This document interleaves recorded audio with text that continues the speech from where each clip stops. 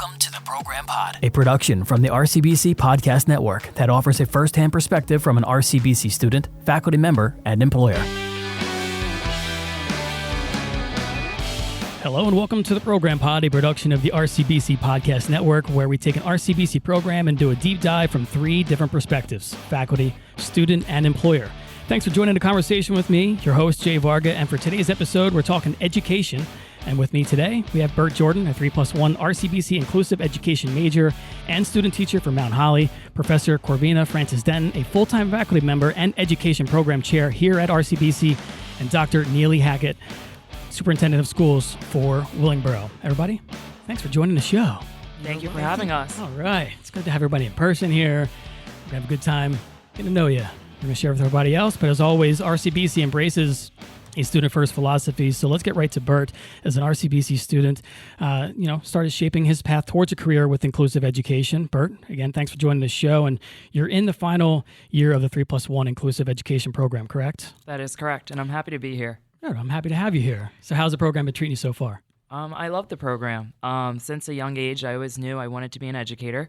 I really liked the program, how it really focused on that inclusion setting in the classroom. Basically, making sure that you meet the needs of all the learners in your classroom and all the students that you will interact with on a daily basis. And overall, I would say as I reached the finish line, I feel like I am prepared for the program and ready to go out there and make an impact with our students. How close are you to the finish line? I am very close. I have about 3 more weeks until graduation. Are you ready for it yet? I am ready. A little nervous to be a first-year teacher, to be honest, but it's all part of it's normal. It's part of the norm for a new teacher and a new educator, but I'm excited to see the impact that I can make. So you're going to do a fantastic job. That's why we're having you here on the show, to share your story and, see where you kind of grow with that. But what was it, about RCBC that brought you here in the first place, and specifically to study inclusive education?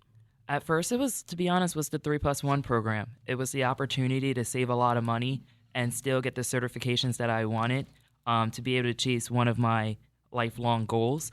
I do have a twin sister, so my parents were very focused on going the cheaper route for college because there's 2 of us. Sure. So that's what really brought me here. At first, I said I was just going to do a 2-year program and then transfer, but after being in the program, I fell in love with the collaboration with my professors and my fellow classmates that I decided to stay. And also COVID, it made no sense to leave. Right. But now reflecting on my 4 years, I don't regret staying at all. And I'm walking out with a lot of memories, a lot of knowledge, and very grateful for the opportunity. Is one of those professors in this classroom or in this room right here? Yes, it is. We'll get there. We'll get there shortly. So what are you currently doing as a student teacher? And again, you're at Mount Holly, right? Correct. I'm in Mount Holly. I'm at the schools that ranges from 2nd through 4th. I'm in 3rd grade inclusion. In my classroom, we have 21 students. 8 of them do have an IEP. And in that classroom on a daily, I am serving as the lead teacher in our subjects. I'm also planning, working, collaborating with the other 3rd grade teachers and my 2 cooperating teachers, a gen ed teacher and a special education teacher. Outside of the classroom, I'm also still enrolled in college courses where I am preparing assignments for my instructors, completing work, and also talking to other people in my program to make sure that we're all on the right road, making sure that we're getting our assignments done and powwowing ideas. Where are you finding any downtime at all? It gets really hard, but it's important as an educator. I do make sure that I find that opportunity because I firmly believe that if I don't take care of myself, I'm not going to be the best educator every single day. So one thing that I like to do is I do like to ride roller coasters. So now that it's starting to get warmer, every Saturday you can find me somewhere on a roller coaster with my hands up. What's your favorite roller coaster? So my favorite roller coaster, I actually have 2. My favorite is Velocicoaster at Universal. Okay. So over winter break, I did spend some time in Orlando. And my close to home, my second roller coaster is El Toro in Six Flags, New Jersey. That's a good one. Professor Francis-Denton, why are you shaking your head no? Because again, this is an audio podcast, so I can't even do the one that goes around in a circle with the little kids. A little merry-go-round there. Yeah. Actually, funny note, King Ka, right? Have you ever been on King Ka? One of my favorites. So incredible. And not to get too sidetracked, but I was back in a couple of years ago, my wife was carrying around like a what do you call it? The purse or whatever. Fanny pack. Thank you. The fanny pack. And I was making fun of her all throughout the Six Flags. I'm like, you look ridiculous wearing that. This isn't the 90s and stuff. So she's keeping all her belongings in that. Me, just keep my wallet and my shorts. And then sure enough, getting King of the Car, we go flying all the way up, going down. And all of a sudden, as we're coming down, going over, you come down that little, the whoop-de-doos or whatever to slow down because you're going so fast. All of a sudden, stuff's just flying around by my face. And I'm like, what was that? And I look down. There's my driver's license. There's my credit card. I go to feel like my shorts. My wallet blew out of the pocket. And my wife looks at me and she's like, who wants a fanny pack now? I love your story, Jay. Now you're actually not even allowed on roller coasters with like fanny packs and stuff. Really? But I'm actually happy that we went on this sidetrack of talking about roller coasters because since I love it so much and is a big passion of mine, it does come up a lot in the classroom. And I treat it as a learning experience for my students. And I basically teach them that in life you're going to have some ups and downs. But while you're having those ups and downs, enjoy the ride. And I also branch off of that and tell them, don't be afraid to take those risks. So just like you took that risk with that fanny pack, I'm teaching my students every single day to take those risks, whether they're big or small. You're going to be a heck of a teacher. Yes, he is. I can tell you that. So I'm going to get to everybody else just a second, but are you applying the stuff that you're learning from RCBC? Like, what Professor Francis-Denton has taught you in class? Are you seeing yourself actually doing that to your students now? I do. And I actually find myself doing it very naturally without even noticing. I'll give you one example. So one example is wherever I walk into a classroom or a group of people, I always start off with checking in. And it's very informal most of the time, but I also want to know what's new, what's your wow moments, what have you learned, what's going on. And it's just a way that I get to check in. And I basically call it's me reading the room. I'm getting to know the people that I'm about to talk to. I'm knowing where they're coming from, what type of day they're having. And I'm really getting to connect with my students that way. So why do you think that's important? I think it's important because it tells me and it helps me foreshadow the day. So for example, if I know that I have a student that didn't eat breakfast, I know that I need to get that student a snack so that they can function for the best. If I have a student that really wants to tell me about their weekend, I'd rather get that over with before I start instruction because I know it's not going to hold them back. I also have a field trip coming up, and I have a lot of students that still didn't understand the sense of time. So every morning I make sure I go over that countdown of how much we have until that field trip so they don't spend that whole day wondering, is the field trip today, is the field trip today? Or they keep asking me that question. So I'd rather get rid of all that stuff in the beginning and check in so that we're ready to tackle the day. Yeah, I think you're pretty well prepared. Thank you. So speaking of time, where do you see yourself, like say 5 years from now?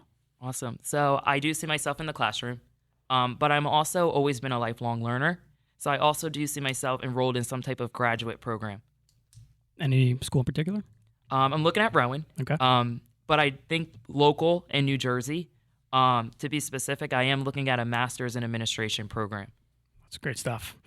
And I feel like every educator I speak with is always a lifelong learner, because you want to pass that knowledge too on your students as well.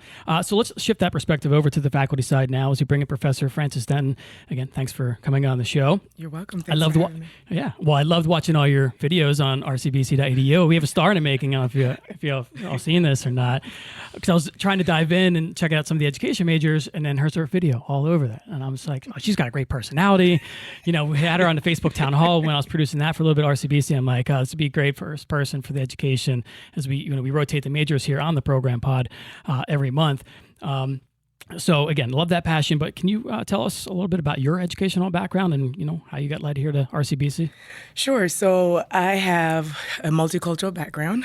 I was born and raised in Jamaica, where I did my first teaching credential at Shorter Teachers College.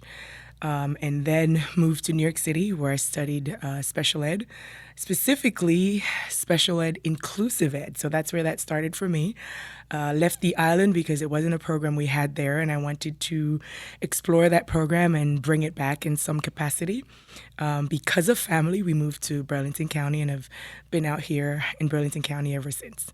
So with this also inclusive education, was that a personal choice with that? It was. So for my entire academic career in Jamaica, I did not have a single student with special needs in my classroom, whether it's in K through 12 or higher ed. Okay. And when I started questioning why this was so, I realized it's because our teachers were not trained to actually give or perform inclusive education. So part of what I wanted to study was inclusive ed, which at the time was not a buzzword or a catchphrase on the island. And so I knew that I had to actually leave to be able to study that. So back then, and I'm not aging myself, but I like to say I'm 25. So for the students who are listening, it was come, get it done, and then infuse that in some capacity, which I still do annually. Go back to my old teachers' college and do training on inclusive ed for the year 2 and 3 students who are getting out of their teacher prep program. So what does that entail for the students that are trying to study that? Obviously, we have Bert here, but there they do. So until 2019 was my first in-person training for them. Sure. And they did not have it as part of their program. Now they do. It is embedded in their program. And I still go back this year virtually, last year virtually to do the training, and hopefully next year in person again. It happens on RCBC spring break, so it's the only time I get to go home alone. Take a few days and I go back and I do the training for them. So when I reach out for everybody for the program pod, I'm like, they have a student in mind that can stand out and share a success story, because we were talking off mic before the show even started that students identify with other students, because they get that passion, or saying like, oh, they can do it, I can do it, right? And you get inspired. What was it about Bert that you're like right away? Like usually people like, let me get back to you, and I was like, I think I just sent the email, all of a sudden it's like ding, right back in the box. It's like, what up? So Bert, I affectionately called Mr. Mayor during his teacher prep program. He came through the first cohort of students, and we had started our inclusive ed program before Rowan University. So we were kind of out ahead of the ball, and there were changes happening while they were in the program and in the cohort. And Bert would each week come with a list of questions from everybody in the cohort. Like, we have a few questions, and I told the cohort it would be better if there's just one email instead of all of us emailing her and overwhelming her inbox. And he took on this leadership role pretty quickly and almost authentically and organically, and the students respected him and his personality. And the other piece of what he brought to the table was the ability to almost always see the best in every situation. The building is on fire, and Bert says, well, at least there's a hose, we could put it out, right? He doesn't go for the building is burning. Sure. He's like, where can we find the hose to put it out? So it's personality and the ability to manage that, manage work, and still be an honor student. He was very strategic about his work, very strategic about time management. The quality of his work was always impeccable. One of the things that we use as an artifacts for the students below him, with his permission, are pieces of his work, along with another student, Justin. We also use pieces of their assignments that they've completed as artifacts, because they were so well done. It's if you're looking for something that you want to say to students, here's what it is, and here's what it should look like, I can almost always reach for those pieces and say, here's what your colleagues have done. You set the bar pretty high for the students that are coming along. Like, thanks, Bert. and they come back. So that's the piece of it is I had them back to the class to talk to the year 3 students about their experiences. And it's just the glow in their personalities, on their faces, to be able to share with the students below them. Here's what we've done. Here are some things that you should do in the field. Here's how you interact with the principal, with the superintendent. We were talking previously about them coming in, and one of the questions the students ask is, what do we do when we get into clinical experience next year? And I was saying to them, greet everybody you see with a smile. And Bert comes in 10 minutes later and he goes, one of the most important things is greet everybody with a smile. And I'm like, yes. It's just an awesome student, awesome personality. Any district would benefit from having him in the classroom and with students. Yeah, I got that vibe when we were doing the podcast prep call last week, and just you can vibe with people really quickly, and I could see that your personality just shine through the video and the audio itself, and it was it's amazing stuff, and I'm so happy to have everyone here so far. But for you were a student once too, yes, right? And now you're faculty. Was it everything you expected? So you look at it in a different lens, sure, and especially with so one of the things we have to keep in mind is that at RCBC, we actually have two education programs. So a lot of times we hear the 3+1. We kind of forget that we still have the 2+2. So a student could essentially come in and go through 2 years, transfer out, or stay with us for the next 2 years for the inclusive ed program. And in both scenarios, it looks very different. So in your first 2 years, you're really training a student to become a learner. In your last 2 years, you're training that student to become a practitioner. Now you've switched mindset. You're no longer just doing content. It's what do I do when I get into that classroom? Sure. And so for me, on the other end, I used to think, well, my professors, they just take this leap that I can't follow. But from the faculty perspective, now I see the why. Why did we make this big jump? Why did we stop focus so much on theory and on practice? And in doing that, or being able to see that, it really changes the way I instruct. So I bring in a lot of life experiences to connect the pieces for some students who may not necessarily make that connection easily. I encourage all of my students, once you get to 60 credits, go substitute teach. It makes so much more sense if you see practical experience versus, Professor Denton saying, this is what you need to do. This is what a lesson plan looks like. It's different when somebody say, this is how you talk to your principal versus your superintendent versus, right, your boss's boss is in the room. What do you do? We have a superintendent in the room. And so it's interesting to be able to see both perspective. So you talked about establishing those relationships and those connections. How important truly is that? Oh, that's 90% of your win is human connection and being able to connect with all the partners in the room, especially in special ed. You've got so many more partners than you would as a gen ed teacher. And I always say to my sped students, you are a mini principal in your element. You've got paraprofessionals, you've got teaching assistants, you've got another gen ed teacher. Day one, if you're in an inclusive classroom, you're managing more humans than any other profession would put you in on the first day of work. So the human connection is essential, and being able to balance that, not just going in thinking I'm the boss, I know it all. It's we're partners. How do we all go in the same direction? Right. And you would think it's a little bit an extra layer in inclusive education than gen ed. Oh, right? Without a doubt. It's just a different playing field, right, Dr. Hackett? Yes, absolutely. It's absolutely different. I've done gen ed where it's your world. Sure. You're almost isolated. You're teaching your content and you focus on that. You teach special ed, and we do use the term inclusion, but all of our students can teach in any special ed setting. So the resource room, push in, pull out, 12 one-to-one, specialized setting.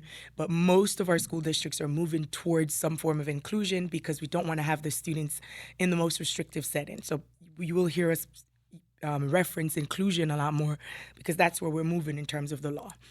But managing that human element is essential. Dr. Hackett, did you want to? I'll get your proper intro in a second, but while we're on the subject, did you want to? Oh, absolutely. Thank you. I definitely agree with Professor Francis-Denton.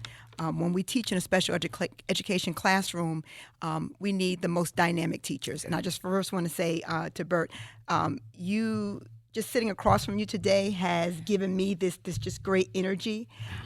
You are fantastic, and right? Your passion for teaching just illuminates as you speak. Thank you. And I'm going to just let you know that you're going to change lives. Yes. Those kids who are in your classroom are going to benefit from your passion and your energy. And I just want to say to you that I am just in awe of how you have approached teaching and what you feel about teaching, because you're right on point of what it takes to be an effective teacher in today's world. So you're going to be fabulous, and I just know that I'm going to hear great things about you, and I think I'm going to follow you because I know I'm going to hear great things about you. But we need teachers like Bert. Teachers who understand the passion, teachers who understand differentiation, teachers who understand that you may have 20 kids in your classroom and have to work at 8 different levels, right, and still make it work. Everyone in the classroom has to learn the standards, but they're going to learn it a different way, at a different pace. Mm-hmm. And it takes a great amount of commitment, dedication, planning, and execution to work in a special education inclusion classroom. Absolutely. Yeah, I was getting goosebumps when you were talking about it right there. I was like, I felt so, it's like another proud moment. Or you guys say the glow moments, right? Is that what it is? Yeah, 'cause I work with autistic children for the radio station, and it's, I know you got to have that patience but that personality and that connection. But It's always great when you start to connect and you really get that, like you said, that human, that human element. And sometimes you can't really teach that. It's almost just by trait as well. But it is oozing off you. You have like this aura. Bert has this, Natural. But all right, so Dr. Hackett, here's a professional little intro then we could have for you, because not, last but certainly not least, of course, we have Superintendent Schools here for Willingboro, Dr. Neely Hackett. So again, obviously welcome to the program, but how did you arrive to your prestigious position that you are right now? Well, thank you for having me. It's my pleasure to be here. And before I answer that question, I just want to say to Professor Francis-Denton, Bert is wonderful, but it takes a wonderful teacher also to prepare him. So I just want to thank you for preparing our future teachers and our future change agents. So I just want to commend you for your work as well. Thank you. So my history is I have done the whole continuum. I started as a substitute teacher all the way through to superintendent, and I've loved each and every job that I've had in education because it's a different type of connection to the students, but I loved every single one of them. And just to follow on Bert's roller coaster scenario, as Bert, when I was his age, I went all around the country getting on roller coasters. Really? I loved it. Oh, absolutely. And about 2 decades ago, my body said, that's it. And so with Bert saying that the roller coaster, was signified taking risks, enjoying the ride, for me, the roller coaster also symbolized the need to make adjustments. And in my life and in my career, I've had to make some adjustments. So my body has said now that roller coasters are not for you anymore. Maybe try the Ferris wheel. And that's been an adjustment for me. And so I began my career with a major adjustment. I went to school for business logistics and then decided that I wanted to become a substitute teacher. So that was a major adjustment for me. And then after substitute teaching, I went through the continuum as a teacher and then as an assistant principal, middle school principal, and then high school principal, which was another adjustment, going to the high school, and then assistant superintendent of curriculum and instruction, and now I'm a proud superintendent. And pretty much you do everything, right? I'm going to say, what's your day-to-day type job? Well, I have a great team, Yep. But ultimately, everything that happens in a school district is my responsibility, from the lunch to buildings and grounds to personnel, finance, but it takes a wonderful team to help me do that. But ultimately, it is my responsibility. And that includes the hiring of teachers. Absolutely. So what kind of skill sets are you looking for in a teacher? We just want to take Bert and replicate him. Clone him. Absolutely. But we're looking for teachers. Of course, you want a teacher who has the content knowledge. I mean, that is definitely understood. But, I feel that when you have a teacher that has the passion that Bert has and the willingness to go above and beyond, we can work with some of the content knowledge. We can provide workshops and professional development. But that passion and that willingness to go above and beyond and that inner knowledge that you are here to change a life, I can't teach that. And so that has to be already inside of a person. And through the interview process, we try to find is that person committed, dedicated, does that person understand that they can change the world one student at a time? And if we can pull that from an interview, everything else we know that we can do through professional development. I think that's one of the reasons why teachers want to get into it in the first place, right? Teaching is all I've ever done. Like Dr. Hackett, I remember coming out of college at 19 and getting my first classroom and thinking, wow, this is amazing. And I was just telling Bert, if I should retire tomorrow, I would have achieved my academic dreams of being a part of a teacher prep program and seeing them through to the end of that. But you're right, Dr. Hackett. There's some things that you can't teach. I've seen students who are excellent in terms of their content knowledge, but struggle with their pedagogy, their level of professionalism, and just the zeal to be in that room. And I've seen students who had the zeal, and we were able to teach the content knowledge and the pedagogy and then become exceptional teachers in the classroom. So having the right personality. And one of the things we kept saying as we're interviewing and talking to Bert is, I can feel your energy across the room. That is something that is so needed in your classroom. Your students feel what you bring to the classroom before they hear you. They see the smile on your face before they hear you.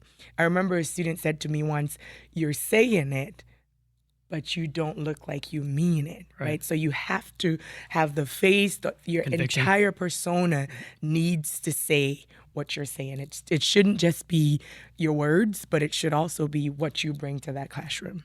Absolutely. And I think our students are the best readers of body language. Yes, they are. They are very good at it. They know when you first walk in that door, it takes about 2 minutes for them to determine whether they believe that you care or not. They can tell right away. They're so good at it. And so that's why it's important. And I do agree with the teaching of pedagogy and content. If you have the passion, I went through the alternate route program, so I didn't go to school for teaching. But I had that passion. I knew I wanted to make a difference. And because I had great mentors, people took the time to help me with the content and the pedagogy. But I had that passion going in, and that's very important. I believe so. So one of the challenges, it was kind of brought up in our pre-screening or whatever, in hiring teachers is and I didn't know about it until Bert brought it up, I think in the original bio, is that there's a diversity issue in the hiring. Can one of you explain that, or you have your own conversation? I'll sit back and. I think there are 3 different perspectives. Yeah, I'd love to hear. I'd love to hear. Student first. Yeah, student first and the diversity we're talking about is male educators in the classroom, right? K through 6. Is that yes? And honestly, it's K through 12, and I think even including the college level. Absolutely. So I would say, as of right now, the statistic is there's only 2% of Black male educators in the United States. Where we're seeing that in the United States, majority of our students are minorities, but is not reflected in our staff and faculty. So right now there's a lot of studies out there and programs on the way and grants on the way to really try to figure out the why and to try to figure out where can we go and where can we drive this to a different direction. As of what I'm reading, I'm seeing that one of the big factors is first financial reasons.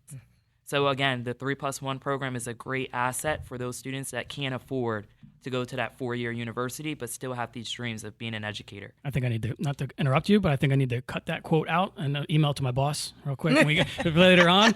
He's like, let's just play that, for our social media ads. You're a perfect example. Secondly, I think a big part of it is the workload that in a teacher prep program. Yeah. So we talked about the course load. You're looking about 12 to 16 credits. You're looking at some certification components consisting of praxis scores, taking standardized testing, background check, TPA process, and it's a lot embedded into your daily teaching, your daily coursework. So I think the rigor that comes with a college program of teaching is also another factor of that. Absolutely. Lastly, I think a big factor of it is, and it sounds so simple, but I think it's really true, that we have students that didn't see people that look like them when they were in K through 12. So they cross it right off the list from the beginning. I walk down the hallways in my school, and I have students that I never even talked to before. They give me a hi, they give me a hey, or they want to give me a high five. And I think a lot of it is they see another male, or they see a minority, and I think they automatically feel a connection from there. And those connections, like Dr. Hackett said, those connections help. Students want to learn. They want to be there. And one of my favorite quotes is, children don't learn from people that they don't like.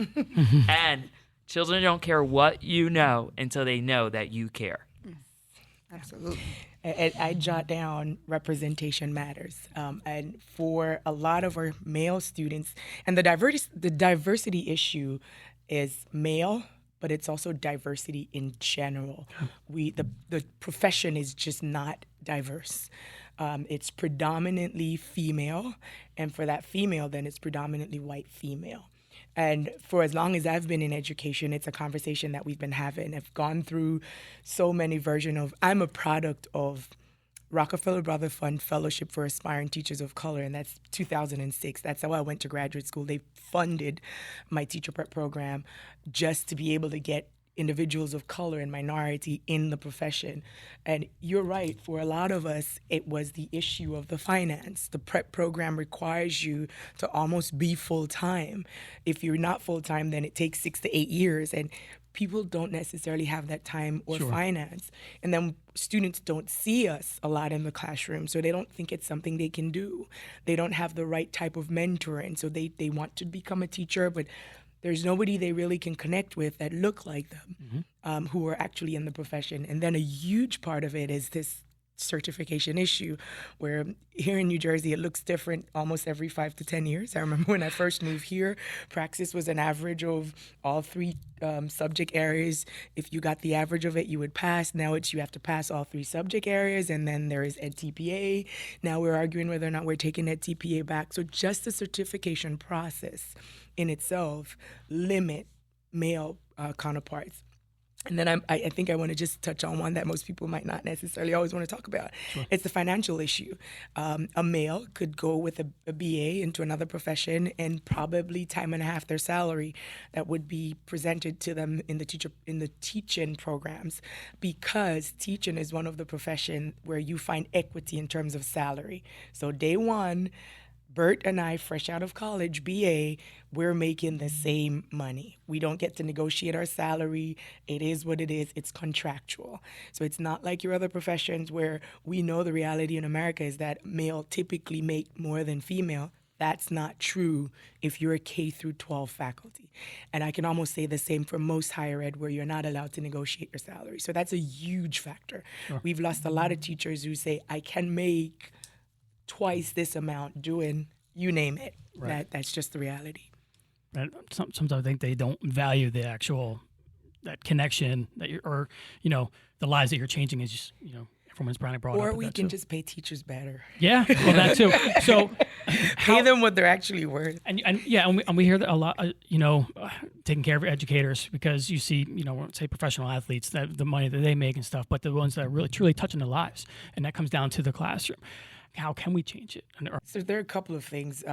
We have to think strategically. We have to be very strategic. And one of the things that I'm noticing now that the 3+1 program has been completed and can run itself organically, that one component that we didn't necessarily focus on was that diversity component. So now we do have students who've completed. One of the things we can do is start looking at how to leverage them. They are in the field, and I joke with Justin and Bert and the other male participant in our program that you are officially our walking billboard. We will talk about you every time we get an opportunity. Well, go see Justin or Bert or Tyler or all the other students who've actually made it through the program. You can now say, here are your examples. And I think for a lot of times, we can't say that. I've taught in K-12 institution where the only 2 male in the building was the principal and the gym teacher, and that's it in terms of diversity. I've had students in our teacher prep program who went all the way through K through 6 without having a single male teacher. So we need to be more strategic in recruiting. Sure. And retaining, because a part of it is not just the recruiting, it's retaining. They come, but they don't stay because they're not properly mentored. And teaching is a profession that requires mentoring, a whole lot of it.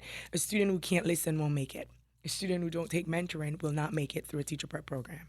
And that's a question I will follow up on a second. But Dr. Hackett, I want to get your thoughts. Certainly. So when it comes to my level, I think it's getting the word out. Mm-hmm. So we've gone through the student and we've gone through the training program. So on my level, it's about speaking to as many groups as we can. I mean, anytime someone asks me to go speak to a group of individuals, especially a group of college students, I'm always there because I want to make sure that everyone understands, and I speak to the joy of teaching, the fact of how rewarding teaching is. So I'm always speaking at different events, always encouraging my principals and supervisors to also speak at different events, speaking to alumni about coming to Willingboro or any school district, but specifically Willingboro. So I think it's important that we continue just to get the word out about how wonderful it is to be an educator, because a lot of people don't think that anymore. If you listen to the news, it's not the most rewarding field, but internally, intrinsically, it is very rewarding. Absolutely. And that's what we have to get the word out about. So I have a human resource director who attends all types of fairs, and we're just constantly through our social media, just getting the word out that this is a great profession and can be very rewarding. So if we could change one thing in educational studies, going from Bert's level all the way up to your level, would that be it? I think as Professor Francis-Denton said, it's about now that recruitment, that mentoring, and on my level as well. Once we receive these male teachers or diverse teachers, we want to make sure that we're giving them the mentorship, the training, the professional development. Research says if a teacher is going to make it, they'll get past year 3. So that year 1 to 3 is the most critical part of an educational career. So we want to make sure we're giving them all the support that we possibly can, throughout their careers, but definitely years 1, 2, 2, and 3. So I think that just making sure they have someone to speak to, making sure that someone who not too long ago sat in their seat is speaking to them.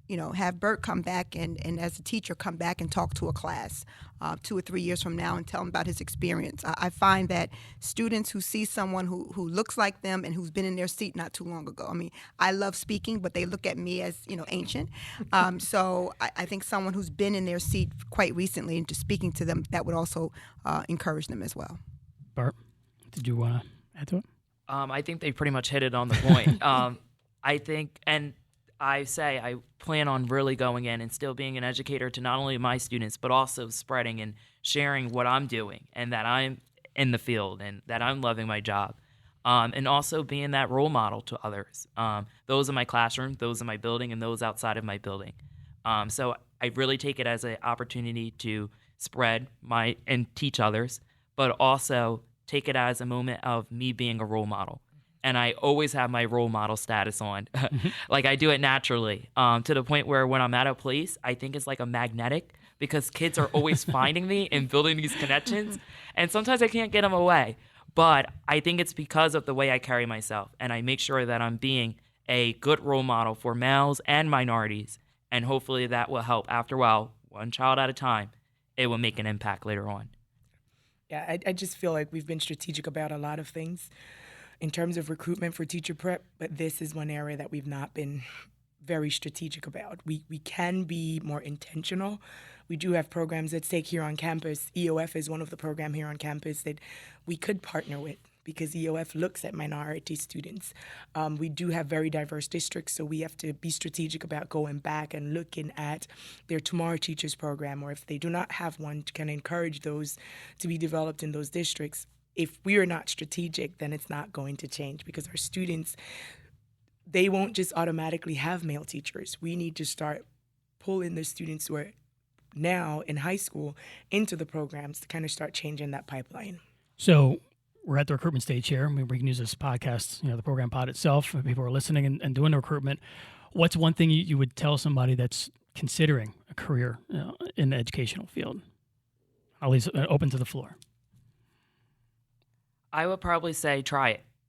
Get in the classroom young, work with a group of students. I always say a group because babysitting is different. Babysitting is more one-to-one, it's more the home setting.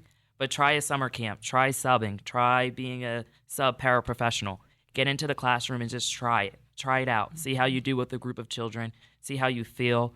Take feedback from others that watch you and observe you, and really reflect with yourself and see if you can see you doing it because you want to be happy. You want to do something that you want to go to work every day. So I say just try it. Yeah, I always say seeing is believing. Doing is even way more impactful. So you're right. Go into that classroom, substitute teach, volunteer. If you're volunteering, sometimes you're not owning the responsibility of the classroom, but you're watching. And it's very different when we think about a classroom from being a student in that room to actually being an observer in that room to actually lead in that room. Go in the classroom and try it. We are at a point in education where we are in desperate need of people who are excited about teaching and excited about learning at all levels. Teacher aides, paraprofessional, lunch, whatever that category is in K-12, regardless of your district, there's probably an opening in their school district. Go ahead and just take a dive in. See the school districts. The quality of the student's life is dependent on the quality that you bring to that classroom. If you think education is your passion, go see it. Dr. Hackett. So there's a quote that I love, and it says, "A teacher affects eternity. He or she will never know where their influence ends." And I believe that teaching is one of the most rewarding careers that anyone can ever have. Your ability to change this world is done every single day when you just by showing up to work and walking into a classroom, you can change the world because there's a student that depends on seeing you, that depends on speaking to you, that depends on your words of wisdom and advice, and depends on your instruction. And that student can one day be in a position to really make a great change, and you would have been part of that child's journey. So I just think it's one of the most rewarding careers, and as long as you're in education, there always will be a story of how just one smile, one praise has changed a life, and those students will come back and tell you how you've made a difference, and that keeps me going. It's almost a 30-year journey, and I love every single year of it, because I truly believe that what I do every single day makes a difference. And if you want a career where you know just because you're there and you have that commitment that you're making a difference, then education is for you. I think we're seeing a glowing example right across the table. Absolutely. of talent affecting and the reward, because Professor Francis-Denton already said she's ready to retire. You're putting into retirement almost, but not. And before we wrap up, I could talk to everybody a while at length, and we kind of already are from some of the previous episodes. But something I took away from our discussion that we had last week, and I think it started with Dr. Hackett, and you passed it on to Professor Francis-Denton, and then back to Bert, was these glow moments, right? Is it glow or grow? Or both? Okay. Yeah. So, kids, I know you usually start out your classroom with everything with the glow moment or the grow moment, but before I close my show, I want to know everybody's glow moment for today. Anybody can go first. Okay, well, I can start. Sure. My glow moment was really getting to know Bert. And I mean that from the bottom of my heart, because as you're doing this for 30 years and you're meeting new people, and just to know 30 years later after starting my journey that there are teachers out here, or future teachers out here, that still have that same passion and commitment, because we need it more than ever. And to know that you exist and to know that you're committed to mentoring others is a glow for me, because it keeps me going, and it's inspiring me to hear you and to see you today. So that's my glow for today. Awesome. So today, Justin and Bert came back to my third-year class to talk to the students, and they also made it known that they have officially completed the EdTPA, which was the final step in their teacher prep program. So very huge moment. That was the last hurdle, and they got over it. So officially, our first cohort, they're done. They're just waiting for graduation and the degrees to be conferred at Rowan University. I'm excited, so excited for them. He said that earlier. This must be a proud moment for you. And I said, absolutely. I remember leaving K-12 and thinking, when I touch a student, I just touched that student. And coming to higher ed and thinking, when I touch a teacher, my reach is endless. And at this point, I feel like I'm there. I'm right at retirement door at 25. Yes, I'm ready for retirement. Bert. So I would say my glow moment today was talking to year 3 scholars. Mm-hmm. And I say that for a couple reasons. So one of the big reasons is I remember meeting Professor Denton when I was in high school. So back in 2017 in the fall. And it was an open house, and I was really just inquiring about the 3+1 program. And so one reason is it's nice to sit at a table and really share my experience with someone that literally opened the door for me and was so welcoming and really introduced the program in a way that really made me excited to complete it. I didn't remember that. I was going to say, did you? I wanted to ask if you remember that. I didn't remember that. Isn't it amazing how that stuff works out, though? You're just showing up for an open house randomly, and now you change his life forever.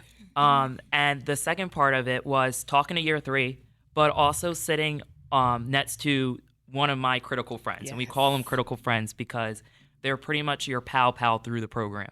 It's someone that you're calling to get ideas from. It's someone you're calling for when something didn't go well and you need to really talk it out. It's someone that you're calling when you need help on an assignment. It's also calling someone where you just need some affirmations or something, or them to give you that permission slip to go do something to take care of yourself as self-care. And it was nice to sit next to someone and, again, talk to year 3 scholars about going through the program. And we're really both sitting on the other side. As Professor Francis-Denton said, we're both done at TPA. We completed the hurdles. We're on the job search.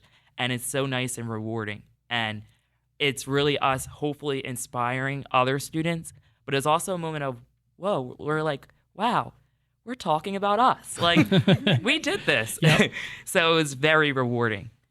And I can't wait to share the story with everybody else here at the Program Pod. And before I wrap it up, is there any final thoughts or anything you'd like to say to anybody that's out there right now, or promote any clubs, organizations, events, something Just that you think? thank you to. So this is a work of a team. Yeah. Dr. Lisa Karangia, Dr. Ana Del Rosa, Professor Kristen Edwards, the core team of this program that actually made it happen. We could have not have done this without this team. This group has been here with us since day one of the Inclusive Ed program, and without them, it would not be possible. The students are here, but to have a team that you can almost always depend on is what really makes this program work. I would say, going off of what Professor Francis-Denton said, is number one, express that gratitude. So thank you to all of my cohort members, my professors, the whole RCBC faculty and staff, the Rowan University faculty and staff at the College of Education. The second part that I really want to focus on is something that I really kind of just summed up this year. We talk about inclusive ed a lot. We talk about how I'm going to have a bachelor's in inclusion coming in 3 weeks. And I really just want to, I know some people might still be a little unclear on what inclusion really means. Sure. And Dr. Hackett talked about it, about how it's addressing the needs of all learners in your classroom. And in the fall semester, I watched a video that gave a really good analogy of inclusive ed. And I'm really big into analogies because it's just the easiest way to break down something that's so complex into an easy way of understanding. And when I'm not on roller coasters in the winter, I do enjoy bowling. So it really said, it tied it back to bowling. And it said that when you're bowling, you're rolling that ball. And when you roll that ball, you want to get them all down. You want to get all 10 pins down. And when you roll that ball, you don't want to roll it to one side. Meaning in the classroom, you don't want to just meet the needs of some of your students. You don't want to meet those high-achieving students or those students that are low-achieving. You want to roll your ball with a curve. And with that curve, you want to make sure that you hit all your learners, meaning that they all get the necessary tools that they need to be successful with what you're teaching. And that's the easiest way that I sum up the inclusive ed. So no matter what type of education classroom you end in, every classroom environment is going to have that inclusive setting, and that's what I'm walking into. That's how I'm going to walk across the stage with, I need to roll my ball with a curve so I can meet the needs of all my learners. I think you're ready to teach. I think you're ready to go. I'm already feeling inspired and fired up myself. Absolutely. That's incredible. Dr. Hackett? Absolutely. So I just want to say, just want to put it on the record that if you hear that analogy in one of my speeches, I will give you all the credit in the world, but you will hear that. That's an excellent way. To explain the concept, I just want to thank RCBC for the partnership that we have at the Willingboro Public Schools, where we are accepting student teachers. And right now, our special education department and our teachers have welcomed, I believe we have 20 teachers. And so I just want to say that the Willingboro Public Schools stands ready and able to continue to accept student teachers. It's a great partnership. It gives them hands-on experience and allows us to really do what we are charged to do. We're also charged to teach children, but we're all teachers all the time. And so it's great for us to work with the student teachers and provide some hands-on instruction for them as well. So we just want to thank RCBC for the partnership. Well, and Bert's taken, though, unfortunately, too. No, but it's been such an awesome experience here and sharing the story here of the Program Pod. And I thank you, everyone, again, for coming on the show. As it's going to wrap it up pretty much here for the episode of the Program Pod. And as I said, hope you enjoyed and what's going down. And I want to thank the guest again today, Bert Jordan, a 3+1 RCBC Inclusive Education major and student teacher from Mount Holly. You're going to do an incredible job. Thank you. You absolutely are. Professor Corvena Francis-Denton, our full-time faculty member here in Education Program Chair at RCBC, who's also doing an incredible job because we're seeing a success story right across the table right there. And Dr. Neely Hackett, again, doing what you do for the superintendent schools over there at Willingboro and sharing your expertise on the matter and getting all our different perspectives here. But once again, I'm Jay Varga. I want to learn more about RCBC's programs. You can visit rcbc.edu. And for other RCBC podcasts we have to offer, including the newly launched Baroness podcast, which is highlighting powerful women of Burlington County, you can visit rcbc.edu/podcast. And also be sure to subscribe to the Program Pod on any platform where you get your podcasts. Till next time, thanks for listening and enjoy those roller coasters.